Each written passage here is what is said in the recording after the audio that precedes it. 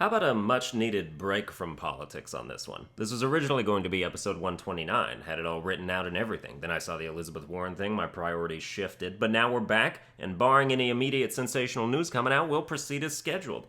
I have tons of show ideas. I walk around with them in my head, and they just persistently stick around. Unfortunately, I have neither the industriousness nor the conscientiousness to direct or run a show, even if I was in a position where that was available to me. I've also mentioned before that I have an auteur mentality, so it's a contradictory combination of demanding complete creative control but not having the work ethic to get shit done. Needless to say, my dreams stay dreams, but I'll share one idea with you. It would be a TV drama called Omniscient, and you'll never guess what it's about. It's about a person who is omniscient. See, right away, I hit you with the misdirect, and now you're hooked. This is the rub for me, though, because I don't think omniscience as a state of being is treated with enough gravity. Because to be omniscient is to know everything. Everything! From all the deepest political secrets in the world to what hand your next-door neighbor jerks off with. I don't think it would be an overstatement to say that omniscience would be the highest burden one could possibly have placed on them. People couldn't handle it. The most intelligent person in the world's head would explode from the stimulating pressure. So barring the fact that omniscience itself is extraordinarily outside the realm of reality, you would need an impossibly resistant psyche to contain the knowledge, but even with that, you would crack, which would be the main quirk of the character. He'd be a little bit insane. Or she, who cares? Probably have a non-gender specific casting call, but they'd have to be so fucking good. The bar on this character would be set near impossibly high. You win Best Actor awards every year. Becomes unfair. Other shows cancel themselves because they can't compete. They designate a new category called Best Actor in a television series not called Omniscient. It would make a superstar out of whoever pulled it off. Because omniscience means knowing every joyful thing in the world and every depraved thing in the world. Imagine winning the lottery while you watch someone skin your pet alive. Imagine hearing the funniest joke ever told while you can see 1,620 people you know just as well as your own family who will all die of cancer that day. Statistically, that's accurate, according to the American Cancer Society, or at least it was in 2015. You would be constantly tugged between joy and despair without rest. Unless you could be selective and just not think about things, which you'd probably have to be able to do in the confines of a TV show,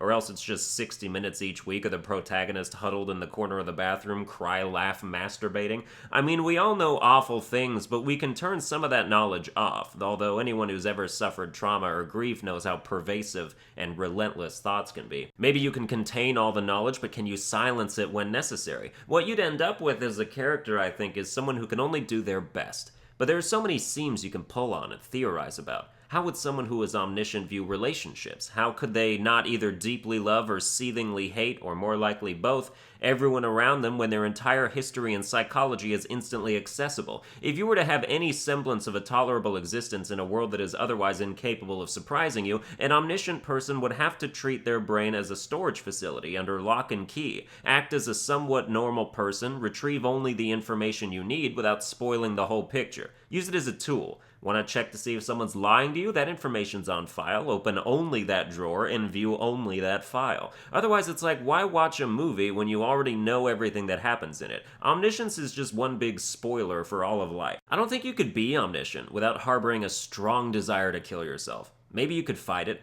but it would be an ever-present opponent in the ring for you to constantly wrestle with. But does knowing everything about the world mean knowing the afterlife? Would not knowing of an afterlife's existence prove its absence, or simply make a case for the boundaries of your vision? Heaven or hell or any other mythological representation of eternity certainly would exist separately from the world as we know it. And if you're omniscient, do you know why you're omniscient? Would being all-knowing even elevate you above the dumbest simpleton on the planet in terms of understanding the why of life? Or do you just notice the darkness that much more?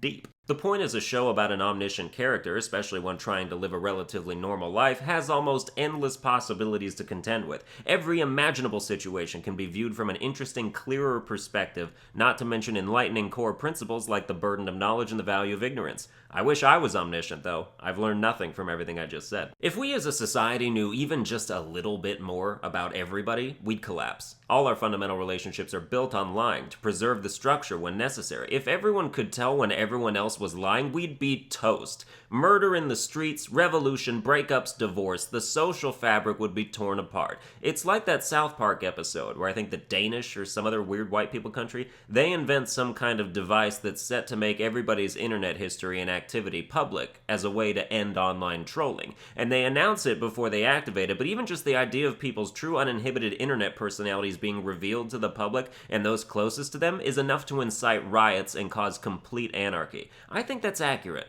Obviously, it wouldn't affect everyone because not everyone has a shameful internet history, but it would affect somebody close to everyone, which is pretty much the same as affecting everyone. We're not just talking mean YouTube comments. You probably reconcile that with people you know is just dumb, anonymous fun, but if you had correspondence of an affair with digital footprints, that'd be out there. Anything insulting you may have texted or emailed about your friends or coworkers or your boss would be viewable to them. There's no shortage of ways your whole life could be upended just by the full uncensored truth of your existence coming out. I had so many fantasies when I was a teenager of being able to instantly know what people really thought of me or were hiding from me, like being able to feel if a girl had a crush on me or if they really weren't texting back because they were busy. Quick revelation for you on that subject. Nobody is ever so busy for an entire day or days at a time that they can't take 15 seconds to send a text. The President of the United States has time to tweet, you have time to reply. So when they don't reply, it's because at least for the moment, they're not interested. Follow-up texts do not rekindle that interest, by the way. You're just being annoying. It's a rare occurrence indeed when a follow-up to a text I previously ignored and subsequently forgot actually gets me interested in talking to that person again. But if you're on the receiving end of radio silence and you need to keep double-tapping your partner to keep them from forgetting you exist, you don't want to talk to someone who thinks and acts like you're forgettable. Put the water down and let the bridge smolder. You weren't getting across very well anyway. But so the idea of omniscience does solve problems like that for you, but knowledge frequently intersects with pain. When you're not sure of something, you can have hope, but a negative confirmation will dash it quite expertly, sir. Pain is manageable in small doses, though, so the knowledge in those cases probably worth it. But bigger shit? Does my mother really love me? Was my dad's death really an accident? Quite a fucked up family that dude's got, whoever he is. It would be so cool to apply omniscience to conspiracy theories and find out which ones are true, though. Like, not even tell anyone, but just know for yourself and hint at it when it comes up. Someone starts talking to you about 9/11 and you just say with a wink and a knowing smile, jet fuel can't melt steel beams, wink. The entire Stream of Consciousness series up to this sentence is 181,388 words and 995,965 characters. 220 pages, so that's neat. What are your preferred superpowers? It's a super popular question that most people have at least thought about. If they could have any one superpower, what would it be? One superpower doesn't really cut it, though. I mean, Superman can fly, shoot lasers out of his eyes, use X-ray vision, breathe frost, he's borderline invincible, and superhumanly strong among whatever else I'm not deep enough in the lore to know about. Why does Superman get ice breath? What kind of left-field fucking superpower is that to just tack on to already one of the strongest heroes to exist? It's so random. You can make a hashtag game called Other Obscure Superman Powers, like Superman has super strength, super speed, and he farts electricity. Superman can leap tall buildings in a single bound and alter the softness of his back so he can sleep on the ground and still be comfortable.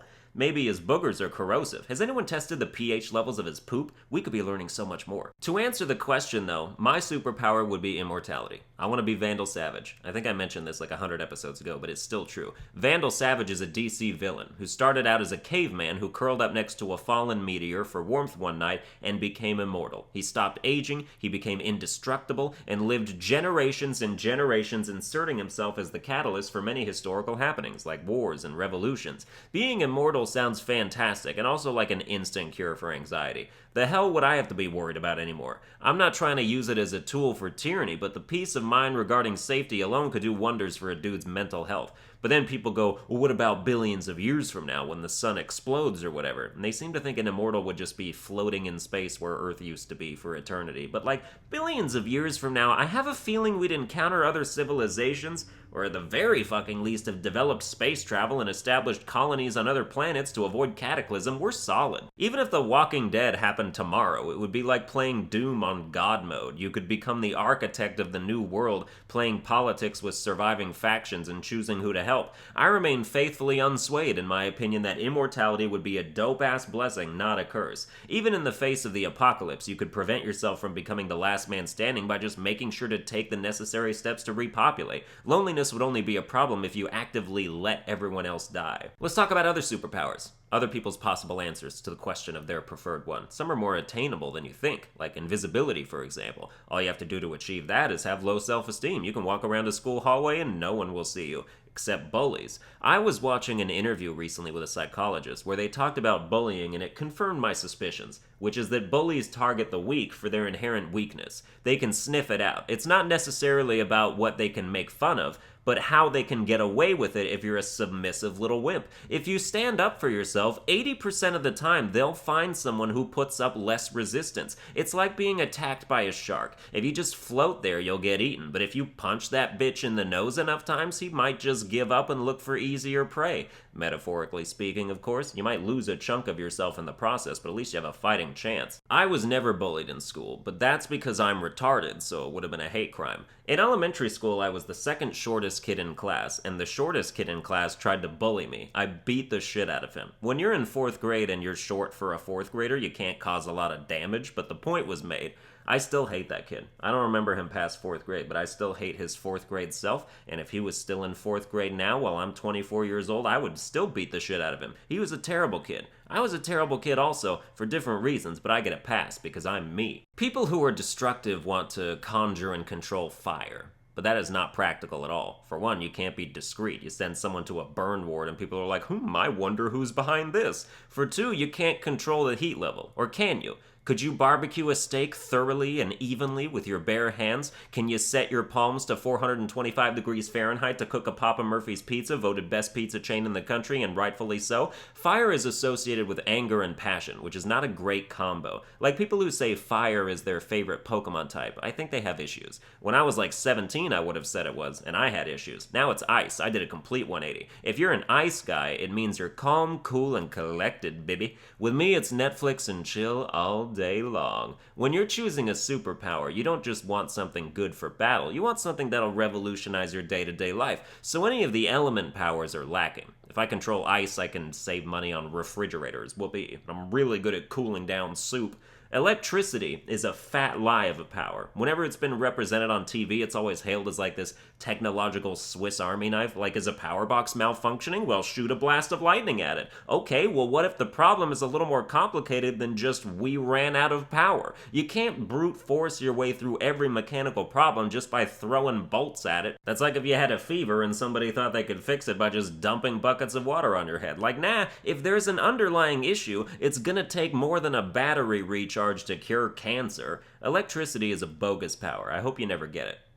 You want something practical? Get super speed. Or even better, flight. Or even better, teleportation. I can't think of a more convenient ability than to be able to be anywhere at a moment's notice. Someone tries to mug you? Bye, bitch. Want to save tens of thousands of dollars on gas and plane tickets? Poof, I'm already there. You know why super speed actually sucks? Because realistically, you would ruin traffic. If a car was driving along and something passed it at Mach speeds, the driver would swerve himself into a ditch every time. There is no small amount of force surrounding that kind of speed, and you couldn't go a block on a sidewalk without knocking 100 people on their ass. The city would start coating the walkways in foam so people wouldn't dislocate their elbows falling backwards every day on their way to work. The Flash is a public menace. Also, another question about super speed. Since you also have to be able to think as fast as you run, wouldn't that slow down time for you mentally? Like, the Flash can speed read an entire book in 5 seconds. To us, it looks like he's rapidly flipping through the pages, but for him, he's digesting everything he sees, so I get the feeling super speed is something only the rest of us can actually perceive. Like, if you ran a mile in 2 seconds, to you it would still feel like 7 minutes, or an average running mile time, and if that's the case, having super speed must suck so much ass to have to be mentally present for that entire process. As far as you're concerned, you're not fast, everyone else is slow, so if you want to run around the world to show off, prepare for a long fucking trip. Flight is better because you have clearer skies. I mean, sure, you might smash into a flying duck or two on the way and fuel half a dozen conspiracy theories as a UFO, but you'd be less of a nuisance to everyone around you. Also, generally speaking, heroes who can fly tend to be able to match the speed of heroes who run fast, which makes heroes who run fast look really lame in comparison. Super strength is probably the most played out of all by now, especially if that's all you have. It's just so lame. What are you, Donkey Kong? You're gonna pick up the whole sidewalk and throw it at me? That's gonna cost a lot to fix. How's that gonna help you in your everyday life? I mean, I guess you could found like a killer moving company, just go to people's houses and one-arm their beds and dressers into the U-Haul, job's done in 15, get a nice tip. Strength's bonus is that it usually comes with some kind of invulnerability. Luke Cage, Thor, Superman, all of them are basically bulletproof and can take an absurd amount of punishment, so it would certainly do wonders for my public safety paranoia, no question, but it's not my style. I have zero muscles. I'm a weakling. Of course, structurally so is Jessica Jones, but that didn't stop her, I guess. A tiny little woman with super strength. Definitely taking female empowerment literally. You know what's a great character power are the ones that mimic other abilities, like power sponges, or a real favorite of mine would be that black chick on that one early season of Heroes. She could learn how to do anything just by watching someone else do it. She watched someone play a piano concert, instantly she could replicate it. She watched a cooking show, she could perfectly recreate the techniques. Same with karate, MMA, wrestling, she could be Jackie Chan, Floyd Mayweather, and John Cena all at the same time. That girl had the brightest future imaginable, because she was the only one who could truthfully say, I can do anything I put my mind to. It would have been inspiring if it wasn't so impossible, but as a washed-out former child prodigy, it resonates with me on a spiritual level. I wish I was the best at everything. Who wouldn't want to be? That's why it's so tragic that she was killed, just as she was figuring out what she could really do. It's the ultimate example of gone too soon. Heroes was a great show, by the way. They took it off Netflix like a year ago while I was in the middle of rewatching it, which was a dick move. Well, that's going to do it for this episode. Hope you enjoyed it. If you did, you can like, share, and subscribe. Follow me on Twitter at SunburnedAlbino, and you can support the channel on Patreon at patreon.com/SunburnedAlbino. I got a couple new ones in there recently. Shout out to you guys whose names I forget, but whose money I appreciate, and I'll see you guys next time.